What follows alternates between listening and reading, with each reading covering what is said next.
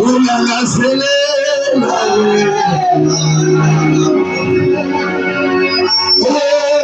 okuzayo kulawo manzi abona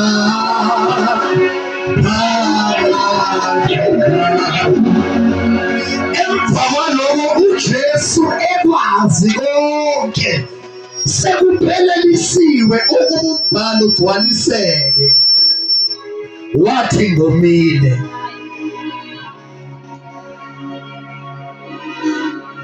uJesu ekwazi konke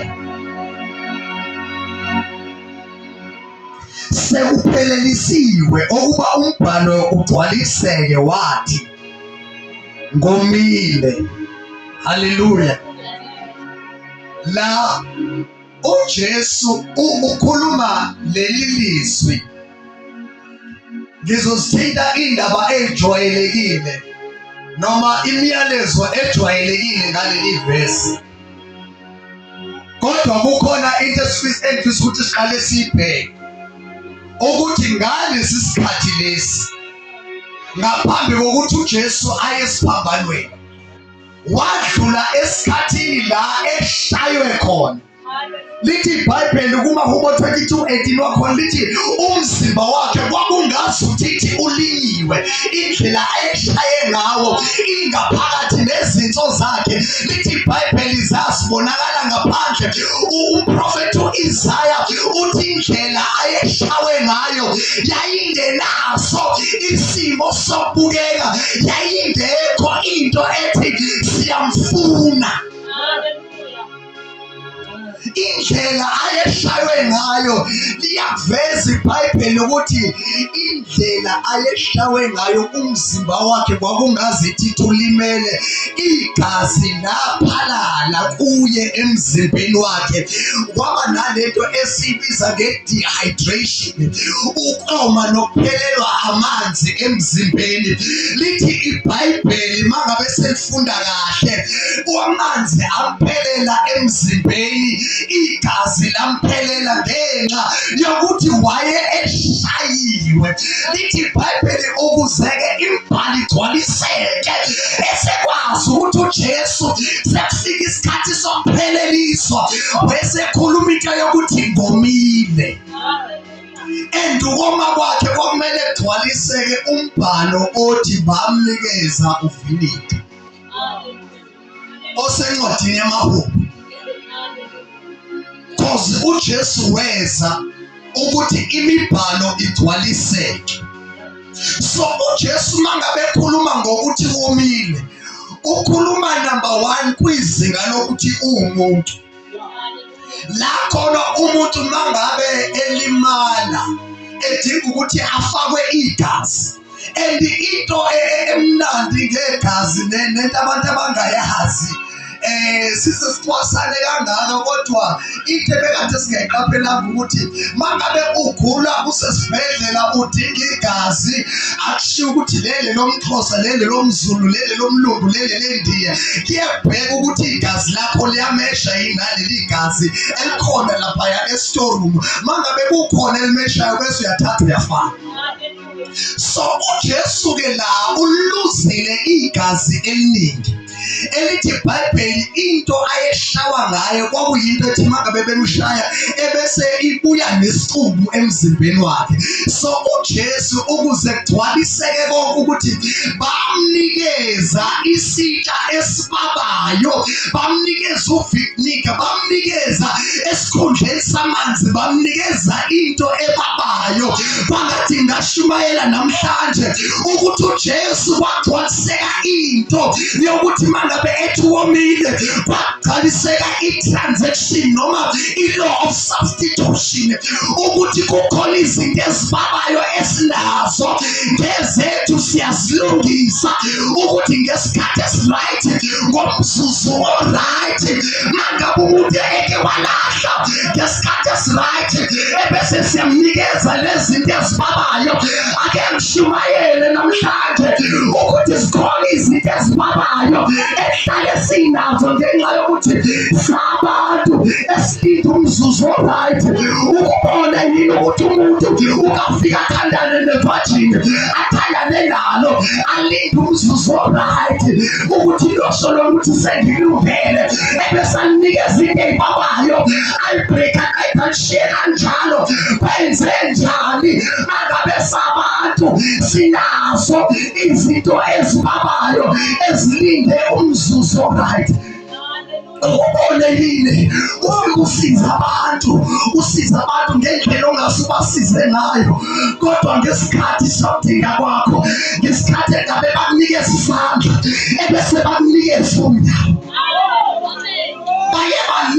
baye balinda isikhathi esiright la khona nawe ususesidingweni kunezinto esinazo sabantu esilinde isikhathi esiright ukuthi angifuni ukumshayisa namandla angifuni ukuthi ngithathe isifoco esayiqhawe la isanamandla khona kodwa kukhona isikhathi zokuthatha nike ngibone yini mangabe kushoniwe ekhaya uthola ukuthi kushona umama noma kushona ubaba noma kushona umuntu onamagalela amakhulu emndenini ebese kube khona laba bazolinda isikhathi esiright sokuthi bazokhalisa even more ngesikhathi futhi ngabe beza nenduduzo ebese bezokhalisa even more ukubone yini mangabe usenkingeni ubophekile ebese umuntu afika atshela ukuthi lo size oshwe ngaho lekhethe ngaleli likhulu kakhulu ke leli ngisho ebajela kwawushafalwa ngengidi ezingane ngenxa yokuthi abantu mangabe bedinga wena abakushayi ngesikhathi kusahamba kahle empilweni impilo iyaya phezulu iphinde ishone phansi kuyenzeka imali bekhona kuyenzeka imali ingabibikho kuyenzeka umsebenzi ube khona kuyenzeka futhi umsebenzi uphele kuyenzeka ukudla kube khona kuyenzeka ukudla kungabibikho kukhona abantu abalinda isikhathi esiright ukubone yini mangabe umuntu esesidingweni ebese behamba bemlethela ukudla bethi sisalethile ukudla emva kwaloko bese bathatha amakhamera bafike nawo bafike bashute bayibalinde isikhathi esiright ukuthi uze ube sesidingweni ebese mina ngiyakela ngesidingo sakho uJesu esosiphambanweni ethi umile ngesikhathi uJesu omile into ekade idinga umzimba wakhe bekade udinga amanzi kodwa bamnikeza obabayo emva kwalokho futhi kwabajabulisa lize lithi iBhayibheli base baxhoma naseluleni bakuthi umfonyo ngesiphotshi uyazi ukuthi into ebabayo kwesinye isikhathi ayiveli engazuthi ithi yababa ivela isoft umuntu mangabe ezogcoba ngempela akagcobi ngesando u4 pound ubone ukuthi u4 pound kodwa ugcoba ngo4 pound ubone ngazuthi kuyisandla esikusizayo ukubone yini mangabe umuntu uzoba sesidingweni udinge imali into esimple into ehlale sinesidingo sayo kodwa mangabe esemnikezile imali ebese atshena abantu ukuthi uyabona ke liyasotha igqokelo ithengelwe yini njengoba eswayeke kangaka nje imini ukubone yini umuntu mangabe ifika kahle ukuthi ayinceke inkosi ngithintile la ukuthi angithi nathi isonto noma nakho ukudla noma nathi imali inkosi ngithintile ukuthi usesidingweni ebese mangabe sisuka lapho aye kwi-status afika aveze ukuthi ake senze imbhalo into ebabayo ifika inesponge naphezulu bese isponge sifike sikhamele kuwena. So mangabe lufika olunye usizo lufika lubukeka luluhle lungento soft, kodwa mangabe solinambithisisa sowulalela ukuhamba kwalo usizo ufika uthola ukuthi iyona into ekulala ngaphezulu kwalenkinga ekade unayo. Ake ngimemezele namhlanje ukuthi akulona lokho usizo okhangayo ekumele ulamukele, ngoba ekulamukeleni kwakho lelo sizo lolo noma isidingo sikhona luza nenhlupheko. Abanye basazoya emsebenzini, abanye basazoya esikoleni, basazoba sisidingweni sangempela, kodwa isidingo sakho angathi kungaba namehlo okusibona ukuthi umuntu oqhamuka nosizo kulona kusona akuyena yini umuntu ozothi mangabe sesizile aphinda kulimaze ngaphezulu kokube kade ulimele. Haleluya. Lafunda khona uJesu uthi ngomile bese-ke bamnikeza uviniga nezinto ezibabayo sebezixhome kahle endulini baziphakamisa ukuze zifinyelele kuyena. Khona into yokuthi isandla mangabe uthi sona siqamama ukuba siqamama, kodwa manje sizophinde sikwazi ukukusiza. Athumele omunye ukuthi ahambe umnikezele ukuthi wenzele ukuthi kube nobufakazi bokuthi uyena at the end of the day ukusizile, ukuze igama lakho lizokhulumeka kahle ngesikhathi wena igama lakho lilimala, ngenxa yokuthi ezinye zezidingo esinazo zizidingo ezithi ziyizidingo, kodwa futhi ekusizakaleni igama lethu liyalimala ngoba ilegacy esinayo sabantu igama. Ingakho lithi iBhayibheli angcono amafutha lingcono igama elihle kunamafutha amnandi. Haleluya. So kwesinye isikhathi angathi inkosi bengasiza sithole abasizi bangempela, umuntu ezothi ekusizile ebese engaziphakamisi yena ngokuthi umsizile. Akubi mina engishoyo ukuthi yabona ke bantwana inkosi ngenzele umusa yathi into enyinceko ngase ngithola lesuthi njengoba ngigqokile. Ngingathi ngihleli la kube ukuthi khona umuntu osazi ukuthi lesuthi le ngiyinikelelele.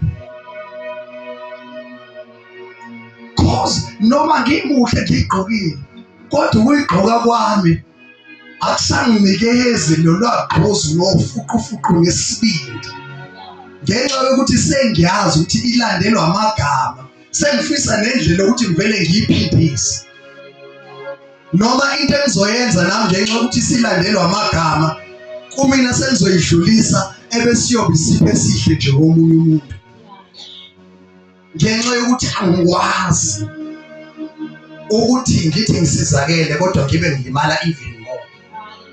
Haleluya. So lasifunda khona uJesu uthi womile bamnikezela kuviniga, bamnikezela izinto ezibabayo. Haleluya. Ngifisa ukuthi namhlanje ke egameni likaJesu siqaphele ukuthi isidingo sethu nezinto esizomelayo usizo lwethu luqhamuka kubani. Kwangathi angithi asihambeni siye eroom 123. Haleluya. Lathi lithi khona iBhayibheli uthi uDavide ngiyaphakamisela amehlo ami ezintabeni, usizo lami liyavela kubani na? Liyavela kuJehova owenzile izulu nomhlaba. uDavide uthe mangabe ephakamisela amehlo akhe entabeni langavela usizo. Mhlawumbe mangasiyathi ukuhlehla kancane nayo le ndaba bese ngihlala phansi. Ngalesiya sikhathi kwakuthi mangabe kulusile umfana omncane lapha ezantsi, bese indoda endala eqeqesha lo mfana ihlale phezulu entabeni. kunecilongo elithile eliphathwayo ukuze mangabe kukhona ingozi eqhamukayo lo sentabeni ashaye lolu hlobo lwecilongo olumazisayo lo lapha phansi edlelweni ukuthi sekunengozi, phephisa imfuyo nawe uziphephise. uDavide uze uhlangana nebhubesi ahlangane nebhele ingenxa yokuthi akekho umuntu ohlele entabeni omgadile njenganomfana omncane owayengogqina bakwakhe elusile imhlambi kababwakhe.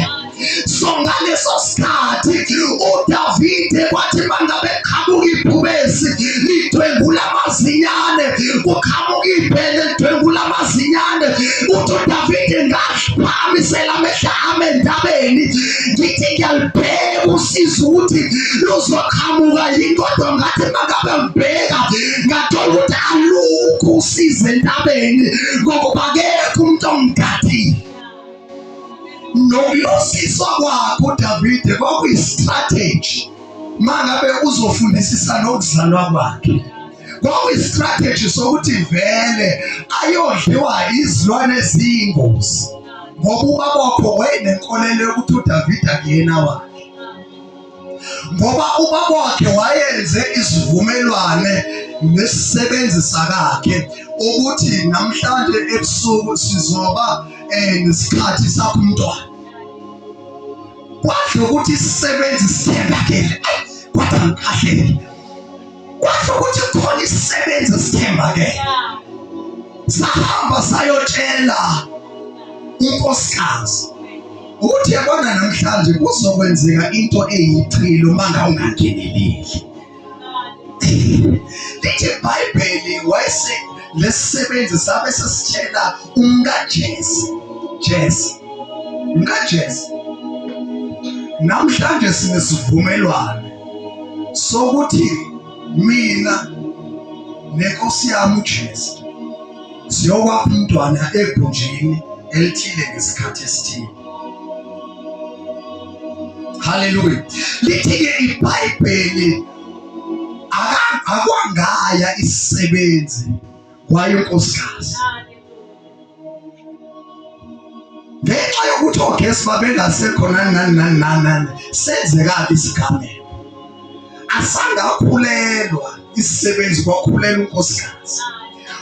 uDavide uzodwa kangaka abakubo nabafowabo nobaba wakhe bamlahlela ngaphandle ingenxa yokuthi banebelief yokuthi uDavide akusiyena umfowethu. Kodwa isisebenzi lesi asikhulelwanga, kwakhulelwa umkaJesse.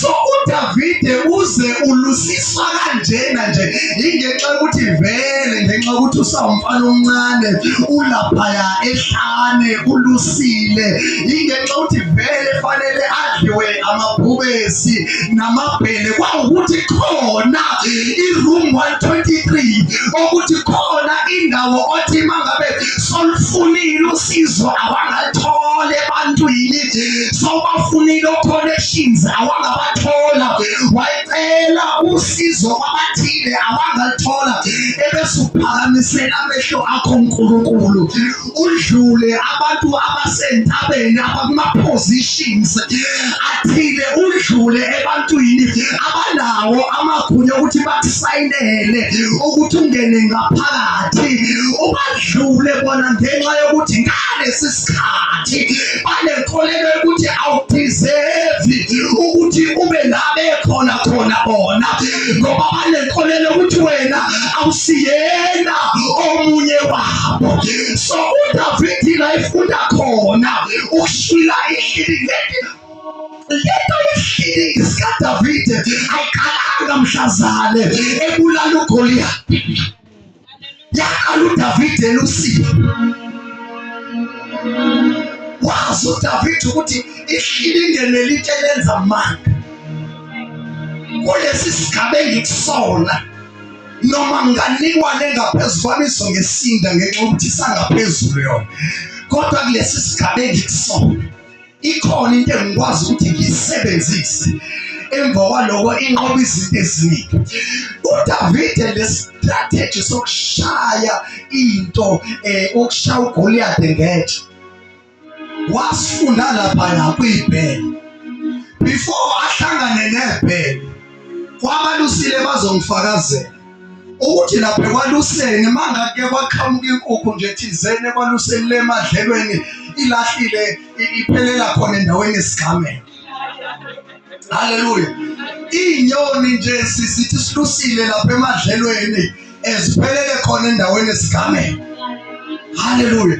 So uDavid waqala ngako ukushaya inyoni wabona ukuthi kukhona istrategy enginaso la ekulweni ngenxa yokuthi ngimncane ngilusile ngikade mhlambe emkhulu. Imina omncane yethi ngikade mhlambe emkhulu. Wase waba le-strategy sokuthi mina ngizivikela kanjani nemfuyo. Cause ubaba uthe engathumile lapha futhi elindele ukuthi mangabe ngibuye imfuyo iphelele. Elindele futhi ukuthi ngizofa lapha kodwa mangangafanga khona fanele ngibuye imfuyo yakhe iphelele. Ake ngishumayele nje umyalezo kancane ukuthi kukhona isigameko nabantu abacindezelayo abafuna ukuthi kulela side elingale ufike ufe khona kodwa manje ungafanga wathola ithuba lokuthi uphinde ubuye ngabe khona ba-expecte ukuthi uphinde ubasize. Kodwa manga uke wayendaweni lobungozi inhliziyo yabo nokufisa kwabo ukuthi ufike ufe khona. Kodwa mangabe ufike wasinda khona mangabe sobuye la fanele ube useful sikwazi ukusebenzisa wenza okuthile. uDavide ufunda lapho ukuthi itshe nendweyimane yashaya lebulala. uDavide akavelanga wayephokesini wafika wanhlazula. Kwafika kwaba khona ukushila kwendayimane. Walibona ukuthi yabona leli ngizolisakaza uthopho. Walisakaza uthopho wafika wakhipha inakunjana izinyane emlonyeni wakhe. Waphinda futhi neBhele wakhipha izinyane emlonyeni weBhele. Haleluya. Mangabe uDavide esefika phambi kaGoliath ufika usiyabatshela lapha kulalelani la. Mina ngathi nginosile lapha kwaqhamuka ibhube singingedwa. Angisatshiswa nje uGoliath futhi mangabe ngimbheka uGoliath uphethe nje inkemba ngaleya nkemba yakhe ngizomnquma ikhanda ngalo. Haleluya. So lento yaDavide yokwazi uNkulunkulu ayikhalanga mhlazana ebhekene noGoliath. Yaqala kuMahubo 1:23. Ngiphakamisela amehlo ami entabeni la sovela khona usizo lwami. Mangabe usizo lwami lingasavela entabeni ngiphakamisela yena ngqo owenzile izulu nomhlaba. Sizwa mangabe uDavide ebhekene noGoliath ethubani wena mfisi ongasokile ukubukadelela uNkulunkulu wena uza kimi ngenkemba nangehlangu mina ngiza kuwe ngegama leNkosi uNkulunkulu wami. In other words lento yasezulwini iyadinga ukuthi amandla namagalelo abantu mangabe sewahlulile udlule ebantwini ukhuphukele ezulwini. Lapho lo uJesu mangabe ethi ngomile isambulo esijwayeleke ukuthi wayesomela ukuhlangana noNkulunkulu njengalokhu kadethe kodwa weNkulunkulu wami ngishiyelani kunzima kangaka. Kodwa mangabe esebheka ngapha wathi weNkulunkulu into esengiyomele njengamanje ngoba vele sengibonile. Lithi iBhayibheli lasifunde khona kwathi uJesu esazi ukuthi siyaphelelisiwe ukuze umbhalo ugcwaliseke wayesethi ngomile. Emva kwalokho sikaveza ukuthi uJesu wayesebomele bona ukuthi ahlanganiswe noNkulunkulu. Siyakhumbula ukuthi wathandaza kuJohn 17 wathi Nkosi le nkazimu lekade nginayo nawe eqaleni ngiyayibona le enayo manje, kodwa-ke sengifuna le yasekuqaleni. Lithi iBhayibheli emva kwaloko wathi engaqeda lowo mkhuleko kwasengena amasoja ezomthatha esemsitha esiphambanweni, ngenxa yokuthi sekubuyelwa kuleya nkazimulo yokuthi uJesu ungulizwi owayekhona ekuqaleni kuNkulunkulu, futhi yena uqobo lolizwi enguNkulunkulu, kodwa wehla wazoba inyama. Elithi iBhayibheli wenziwa waba mncanyana kunengilosi. Mangabe sesisiphambanweni uJesu uselangazelele ngokufisa leya nkazimulo. Elithi iBhayibheli ekuvukeni kwakhe kwabafileyo wavuka esenomzimba wenkazimulo. Elithi izwi lenkosi wabonakala kubafundi aba-450 endaweni ezahlukene ngesikhathi esisodwa, ngenxa yokuthi lento yasezulwini mangabe seyikhona, umzimba lo wenyama awusabe usaba into evimbayo. Ingaku Isaiah 43:28 athi bheka, anazi yini uNkulunkulu ukuthi akakhathala kaphelelwa amandla, unguNkulunkulu omisile imkhawulo. Ake ngimemezele namhlanje ntambama ukuthi uNkulunkulu uyena omisile imkhawulo. Angazi ukuthi ubani namhlanje othi khona into engiyamele nengilambele nengifisayo enkosini. Ake ngimemezele ukuthi khona uNkulunkulu onguNkulunkulu wemkhawulo. He is a God of boundaries and limitations. Okungukuthi ayikho imkhawulo ekumele ukhawuke kuyona ngaphandle kwale miso uNkulunkulu. Asiphakame thina sonke sime ngenyawo. Angazi ukuthi ubani owomile namhlanje, angazi futhi ukuthi yini le ayomele, kodwa ngizomemezela ukuthi nguye uNkulunkulu onikezayo abantu amanzi ube baphuze. Nguye uNkulunkulu ophendula imikhuleko. Nguye uNkulunkulu elithi iBhayibheli kwathi ngosuku lokugcina elikhulu lomkhosi uJesu wema wathi mangabe kukhona owomile phakathi kwenu akeze kimaphuze, akeze kimaphuze. Ukholwayo njengokusho wombhalo ezibilini zakhe yokugobhozela imfula yamanzi aphilayo. Ngiyafisa sithandaze for 2 minutes bese umfundisi uNgcobo eze. Jesu wathi efeziwe egameni likaJesu.